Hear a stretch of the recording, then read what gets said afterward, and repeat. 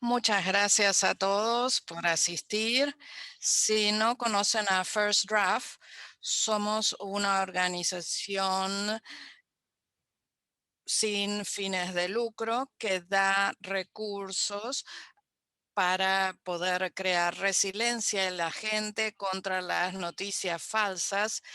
Esta es la primera sesión de un, un conjunto de cursos que preparamos sobre la información sobre la vacuna. Hoy vamos a ver lo que consideramos conceptos básicos. Yo soy Shane Urbani, estoy en Nueva York. Soy gerente de alianzas y programas. Tienen mi información ahí. Después les voy a dar más información al final sobre nuestra organización. Vamos a cubrir 3 puntos. Primero, vamos a hablar sobre la confianza en las vacunas. Vamos a ver estudios de casos de alrededor del mundo que nos permitirán entender cómo las distintas comunidades entienden la vacuna y la información sobre las vacunas. Después vamos a hablar sobre misinformación de la vacuna para los temas, para nuestra investigación, donde vemos los aspectos negativos en línea. Estos los temas más amplios que descubrimos en esta investigación y después vamos a hablar sobre las tácticas para compartir esta información. Cuando pensamos en la gente que a propósito o no comparte misinformación sobre vacunas, ¿cuáles son las tácticas que tenemos disponibles para que esto tenga eficiencia? Vamos a considerar algunos estudios de casos alrededor del mundo sobre la confianza en las vacunas. Voy a empezar con Pakistán. Pakistán es uno de los pocos países en el mundo donde la polio todavía es endémica. Pakistán es uno de ellos, hay muy pocos en el mundo. Hubo un esfuerzo internacional por ONGs y por el gobierno de Pakistán para vacunar al país contra la polio. Y esto funcionaba bien, pero después pasó algo.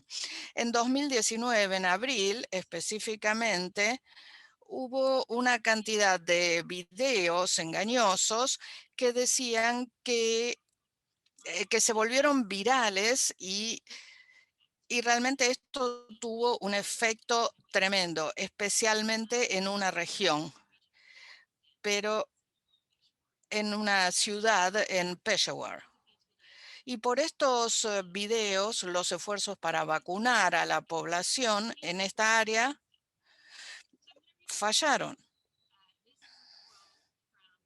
Esta es una cita de CNN, del Deputy Commissioner, y dice, la gente corría a los parlantes de las mezquitas y evitaba que los niños tomaran la vacuna, y también le sugirieron a la gente que llevaran a los chicos al hospital porque se les había dado algo venenoso. Aquí vemos un factor dominante, un video. Pero también hubo líderes locales que empezaron a hablar. Y lamentablemente lo que sucedió es que 25.000 niños en Pakistán, en un periodo muy corto de tiempo, fueron enviados al hospital y esto superó por completo la capacidad de los hospitales. Este es un cuadro que les muestra el número de casos en Pakistán. Fíjense en estos primeros 4 años, empezando en 2015. Pueden ver que se había empezado a contener la polio y en abril del 2019 el número de casos aumentó en forma tremenda. Es muy claro que este problema de confianza llevó a esta situación y a un rebrote de polio. Este es otro cuadro. Aquí vemos las búsquedas de la gente sobre la polio en Google. Estamos viendo específicamente el 22 de abril, cuando el video se volvió viral. Aquí vemos el interés que esto generó en las búsquedas en Google. Sería fácil ver esto y decir que esta falta de confianza fue el resultado de los videos engañosos. Vemos estos cuadros y vemos que hay una reacción evidente. Esto fue lo que pasó cuando se compartieron los videos, pero lo que quiero mencionar es que la historia no es tan así. En 2011, unos cuantos años antes de que se compartieran estos videos, hubo alegatos de que la CIA había orquestado una campaña de vacunación que fracasó para obtener el ADN de la familia de Osama Bin Laden. Parece un poco extremo, pero lamentablemente fue verdad.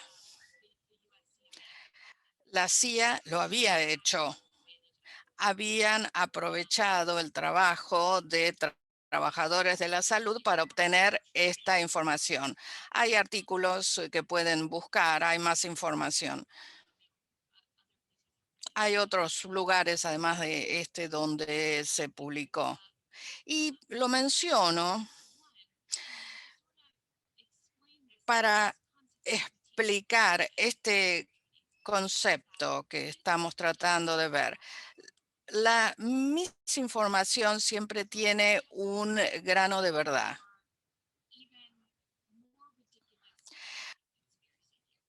Y esto pasa aún con teorías conspirativas que suenan ridículas. En un espacio de desinformación, la gente de relaciones públicas trata de encontrar información y a veces hay una tendencia a ver las teorías conspirativas y descartarlas. Pero la mayoría de misinformación tiene un grano de verdad. Y en este caso, en el caso de Pakistán, donde había una angustia extrema sobre la vacuna contra la polio, en realidad estaba esta historia de sentir que nos habían mentido. Y la otra cuestión, si ven en este estudio de casos, si ven la región en donde sucedió, en la región donde se mostraron los videos. ¿Qué podemos aprender sobre este estudio de caso? En primer lugar, es que los videos engañosos generaron una desconfianza, pero también que había una historia real de influencia occidental explotando a los trabajadores de la salud en la misma región. Después vamos a volver a esto. Pero ahora pasamos a un caso en Filipinas con la vacuna Dengvaxia. Fue una situación diferente. Dengvaxia es una vacuna para el dengue. Si no lo conocen, el dengue es una infección viral creada por el mosquito, es endémica y Filipinas es uno de los lugares donde es una enfermedad endémica. Vamos a ver la línea de tiempo de qué pasó en las Filipinas. Este caso es complicado. Hay un montón de factores para considerar. Estamos considerando diciembre del 2015. Denvaxia se registró en las Filipinas para combatir el dengue. En marzo del 2016, algunos expertos en salud empiezan a plantear dudas sobre la vacuna y su eficacia. Pero aún así, El gobierno siguió adelante con la campaña, estaba basado en el plan de vacunación estaba basado en las escuelas y se vacunaron 830.000 niños. Y después pasó algo. En noviembre de 2016, el fabricante Sanofi de Vaxia anunció que la vacuna podía ser peligrosa en casos especiales de niños que todavía no habían tenido dengue. Y la advertencia era que si los niños no habían tenido la infección cuando reciben la vacuna, después si tienen la infección, empeoran. En algunos países que estaban vacunando con Dexvaxia respondieron implementando pautas más estrictas con etiquetas, con requisitos para las etiquetas más exigentes, pero en las Filipinas lo que pasó fue que se detuvo por completo la vacunación y la gente se asustó. Unos años después hubo una investigación y ahí empezó la controversia. Al mismo tiempo, también se decía en línea, en videos, que los niños estaban muriendo después de recibir la vacuna. Esto no tenía ningún fundamento, pero se volvió viral y lamentablemente los medios en las Filipinas amplificaron todo esto. En realidad había un problema de política y corrupción y no tenía tanto que ver con la seguridad de la vacuna, pero se amplificó. Como resultado de esta controversia, esta investigación fue hecha por el London School of Hygiene and Tropical Medicine y aquí tomaron las respuestas de encuestados y vemos que en 2015, 93%, un número muy alto, 93% de los encuestados dijeron que las vacunas eran importantes. Y en 2018, después de esta controversia, el número se cayó en pico a 32%. Es una caída muy significativa. ¿Qué podemos aprender de estos estudios de caso? Como sucedió con Pakistán, las falsedades son solo parte de esta ruptura de la confianza, pero no es toda la historia. Cuando consideramos las políticas públicas en Filipinas, se suspendió la campaña de vacunación en lugar de presentar pautas y cambiar las etiquetas. Hubo una inversión total muy dramática. Y después hubo una investigación del Senado que se enfocó más en la corrupción política que en la campaña de vacunación. Hay algunos otros ejemplos y después vamos a juntar todo esto. Consideremos los Estados Unidos. Aquí en los Estados Unidos tenemos dos grupos demográficos que son los que no aceptan las vacunas. Esta es de la Fundación Kaiser sobre la vacuna para el COVID-19. Los adultos negros y los republicanos son los que están menos dispuestos a recibir la vacuna. Pero las razones son muy diferentes, eso es lo significativo. Si vemos a los republicanos en los Estados Unidos, vemos que la razón principal por la que no quieren recibir la vacuna es que piensan que los riesgos del COVID-19 se exageran. Si buscamos a los latinoamericanos en Estados Unidos, la situación cambia.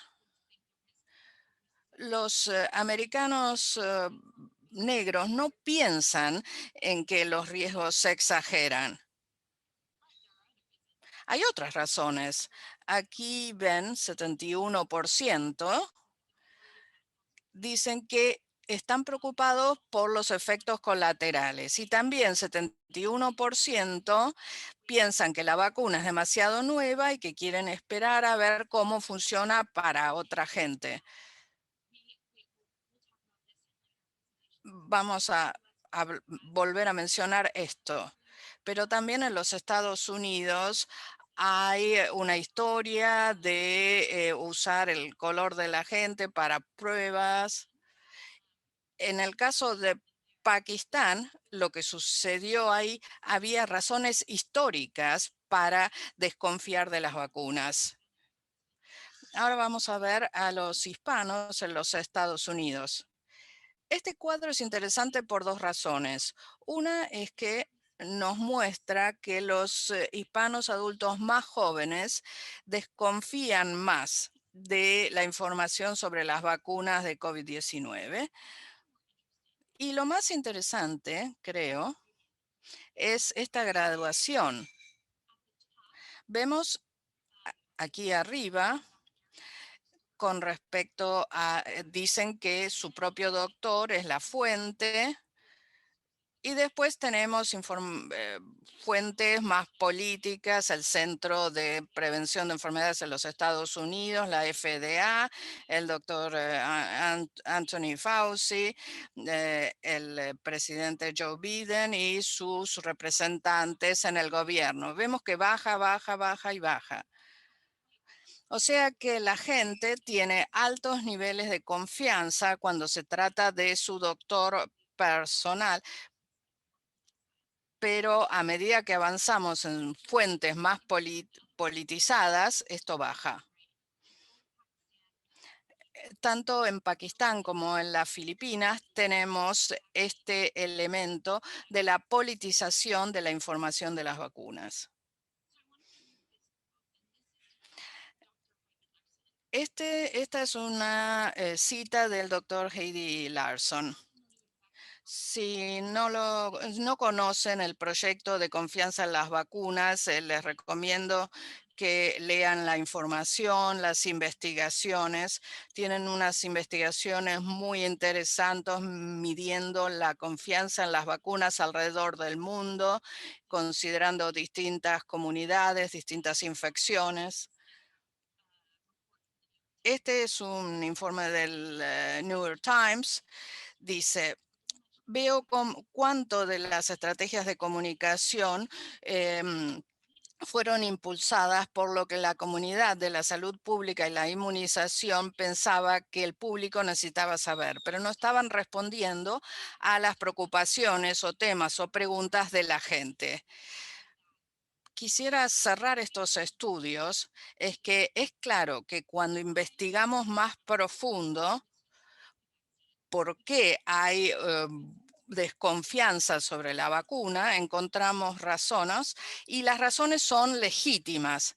Entonces, cuando pensamos en cómo comunicar mejor y expresar la información, tenemos que partir de la comprensión, de conectarnos con la gente y de entender cuáles son sus preocupaciones. De lo contrario, nuestro mensaje no se va a conectar con la gente.